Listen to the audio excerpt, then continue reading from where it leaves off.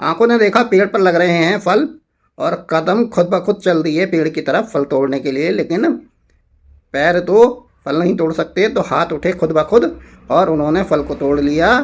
अब हाथ तो फल को चबा नहीं सकते, तो वो चले गए मुंह में फल को चबाने के लिए। अब मुंह भी उन्होंने ज़्यादा देर तक रख नहीं सकता, इसलिए वो चले गए पेट में।